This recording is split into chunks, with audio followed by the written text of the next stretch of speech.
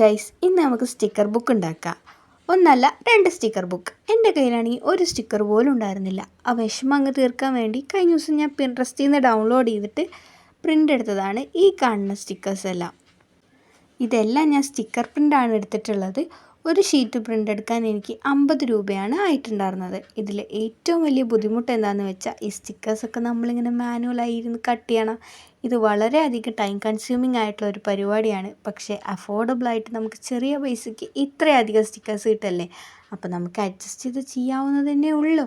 And finally ഇതാണ് നമ്മുടെ sticker book. ഇതിൽ എല്ലാ സ്റ്റിക്കേഴ്സും ഞാൻ ഗ്ലൂ സ്റ്റിക്ക് വെച്ചിട്ടാണ് ഒട്ടിച്ചിരിക്കുന്നത്.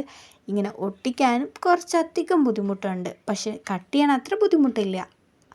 ആൻഡ് ഈ ഗ്രീൻ പേജ് ഉണ്ടോ, ഇതാണ് എനിക്കിതിൽ ഏറ്റവും ഫേവറേറ്റ് ആയിട്ട് തോന്നിയത്. എല്ലാ പേജും എനിക്ക് ഇഷ്ടപ്പെട്ടു. ഫസ്റ്റത്തെ ബുക്കിൽ ഇത്രയൊക്കെയാണുള്ളത്. ഇനി നമുക്ക് രണ്ടാമത്തെ ബുക്ക് കാണാം. അതിൽ നമ്മൾ സർക്കിൾ ടൈപ്പായിട്ടുള്ള സ്റ്റിക്കേഴ്സാണ് ഒട്ടിച്ചിരിക്കുന്നത്. പിന്നെ ഈ ബുക്കും നമ്മൾ ഹാൻഡ് മെയ്ഡ് ആയിട്ട് ഉണ്ടാക്കിയതാണ്. രണ്ടാമത്തെ ബുക്കിൽ ഇത്രയൊക്കെ തന്നെയുള്ളൂ. പിന്നെ ഇനി നമുക്ക് ഈ ബുക്കിനും കൂടെ ഒരു മേക്ക് ഓവർ ചെയ്തിട്ട് വേറെ വീഡിയോയിൽ കാണാം. ബൈ.